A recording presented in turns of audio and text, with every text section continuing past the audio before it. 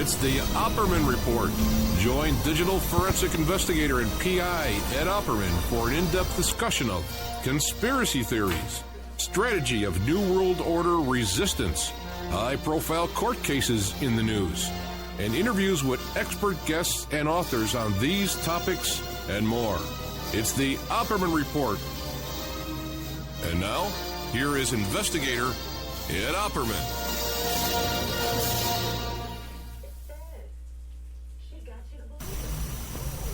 Okay, welcome to the Opperman Report. I'm your host, private investigator Ed Opperman, and this show is brought to you by the New World Mexican Women.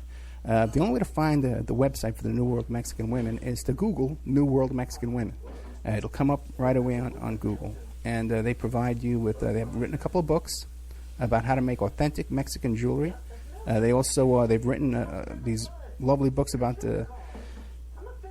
their experiences with their men coming to America, and there's another one called Zakina at the Rodeo. Now, they sell videos on how to create these authentic Mexican jewelry, and also, too, if you want to buy this authentic Mexican jewelry wholesale, you can work out a deal with them and sell it here in the United States and make some money. So it's a New World Mexican Women. Now, this is the first time you're listening to our show. Please check out OppermanReport.com. You can go there, and we have all kinds of exclusive content available in the members section, only for subscribing members. You can find it there in the Opperman Report members section. Now, today we got a very special guest. We got Randy B. Fowler. I had mentioned him a couple of times in the past promoting this, but I actually lost his phone number. I just got a hold of him recently, and he came on at the last second for us, too. We just booked him yesterday. Randy, are you there? Yes, I am. Thank you so much for coming on the show, Randy. My pleasure. So, Randy, tell us a little bit about yourself. Well, I was a professional drummer for over 30 years, touring out throughout the United States and Canada, and retired in 2004 after a very long, illustrious career, making a living at it, not being a rock star. And then I wandered around for about a year or so doing odd jobs, and ended up landing a job with a limousine company. And after my first gig, when I dropped clients off at the Idaho Center, I had gotten mobbed by everybody. They all wanted their picture taken with me, and I was kind of shocked. And it just turns out that I look exactly like Rod Stewart, and that's the way I wear my hair. And it was... it made me realize, well, gee, maybe I can make a living doing this. So this gal hired me, and I worked for her for a while until she moved out of state. Then I went to another company, and within just a couple of months, I had been branded this Rod celebrity chauffeur. And I never dressed in a traditional black suit and white shirt. I just thought it was no way to stand out in a crowd and have people remember you at the end of the night. So I asked, each company I worked for, if it was okay if I just dressed the way I wanted, and they didn't seem to have any problem with it. And all of a sudden, I was very famous in town, and everybody was calling to, get me to be their chauffeur. So after a couple of years, I had the opportunity to start my own limousine company, Rod's Limos, where I just carried on, and I'd been doing it up until this last summer for over 7 years. And my business partner retired and sold the limousine, so at the moment I'm basically on a sabbatical until I can get a new limousine. And I was very fortunate to be as popular as I was. I was the official chauffeur for Make-A-Wish here in Boise, Idaho, and did a lot of charity work for kids, and did some public speaking, and things like that. And really, it was quite a departure from being a professional musician, except that I turned being a chauffeur into something different and unique. People can go to my website and pick out the colors and the clothes they want me to wear for their special occasion. And the inside of the limousine would be decorated in those colors too, with the colored napkins and the balloons and the silk flowers and the satin pillows. So every client was treated very uniquely and special for their particular celebration. So I was sorry to see, that I lost my limousine, because I really did enjoy it, especially doing the Make-A-Wish Foundation kids. And that's basically it. And now I'm unemployed and looking for a new job. So that's a quick synopsis of what's been going on. Well, we caught you at a good time when you got some free time to do an interview. Okay. And by the way, yeah, exactly. Last September, all of a sudden, I've been trying to keep out of the tabloids for the last several years, and I was finishing up 3 straight years of college online, and I graduated on the dean's list with my AS degree, and realized that I really wanted to write this book on sexual child abuse, and came to the conclusion that I wasn't as dumb as my parents made me out to be. So I contemplated, gosh, should I write this book? And all of a sudden I got all this publicity, and everybody was calling me for an interview, and, newspaper articles, and a publisher called me and was interested in my book. And he asked me, could you have the manuscript by the end of the year? And this was like the middle of October. And I hadn't even sat down and wrote a single word yet. And I said, yes, I can have it done by the end of the year. And, he probably thought, yeah, I've heard that before. I've got lots of writers that say they're going to write a book and then they never do. I wrote 96,000 words in 47 days, and which is phenomenal, because my whole life is based on I don't start anything unless I'm going to finish it. So I finished it and sent over the manuscript, and they read it over, and they called me a couple weeks ago and said, yes, we love your book. We'd like to take it on as a project. So it's in the editing stage right now. So it's completely out of my hands, and I've given them carte blanche to do whatever they need to do to make the book commercially viable.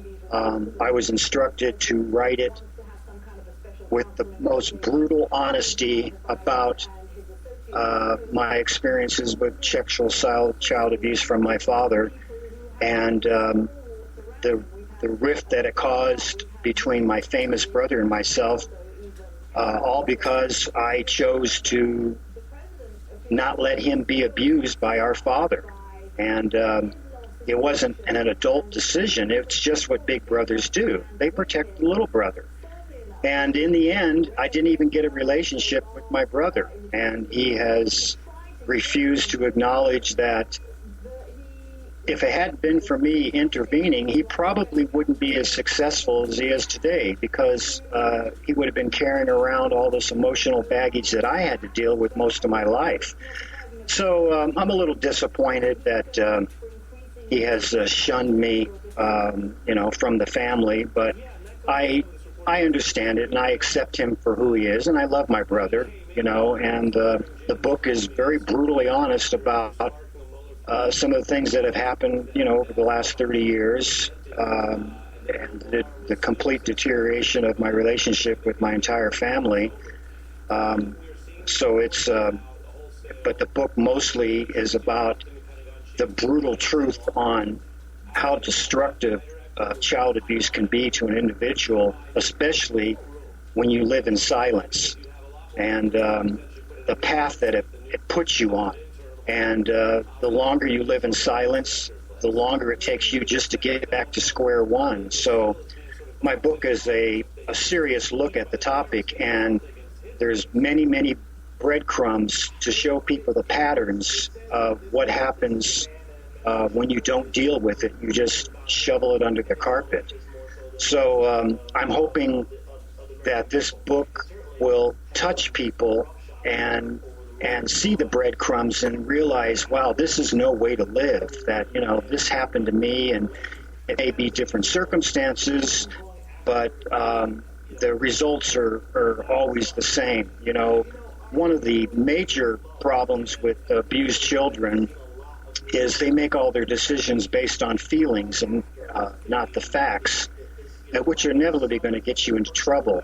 So after 30 years of dealing with this topic, I came to the conclusion that my feelings just don't matter anymore. It's all about the facts. And every decision that I've made in recent years has been based on the facts. And my feelings just don't enter into the equation. Okay, Randy, let me ask you a couple of questions. But before I do, I want to tell everybody to check out randybfowler.com. And you can see pictures of Randy there, too. He has a frequently asked questions section. And he does look exactly like Rod Stewart, just amazing.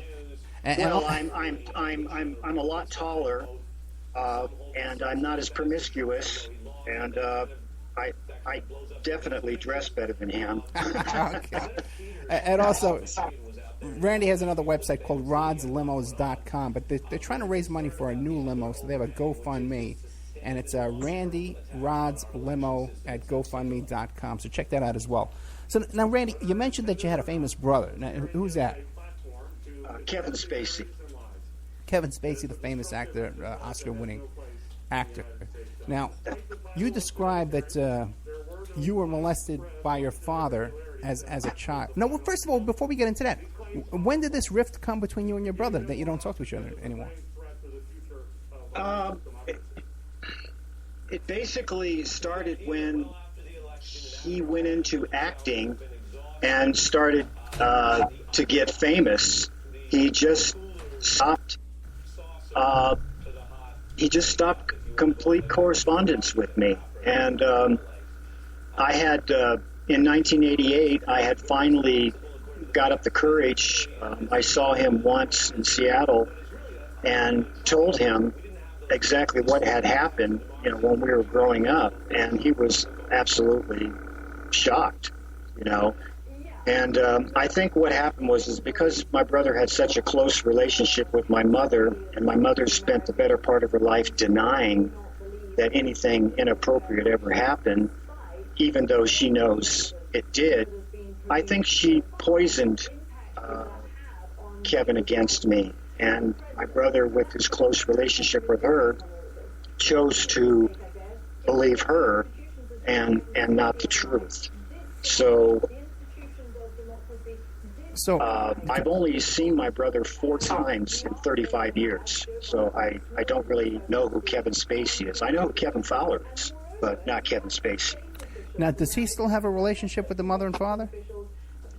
Both my parents have passed away. Okay. The last time I saw my brother was at my mother's funeral, and that was almost 12 years ago. And how did that go?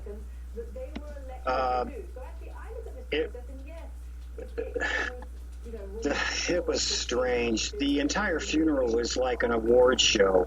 My brother didn't bother to contact any of my mother's friends to invite her to the funeral. So you know how the ceremonies are divided up into 2 sections, family on one side and friends on the other. Well, there were no family, friends, except my sister and her husband and her 2 kids. But on the friends side was my brother's entire staff from Trigger Street Productions. And like I said, the whole funeral was like an award show, and it actually kind of disgusted me on the fact that my brother had my mother buried under an alias name just so the paparazzi wouldn't show up. So it's an interesting story that goes into quite detail in the book on what happened. And when I was leaving after the funeral, my brother promised to call me and that we would keep in touch. And I said, Mother would want us to bury the hatchet and be brothers again. And I haven't heard a peep from him in over 12 years. Now, what about the sister? Where does she fit into all this? Does she get along with you or Kevin? She used to, until back after my mother died. I had my biography written by a professional writer because I wasn't equipped to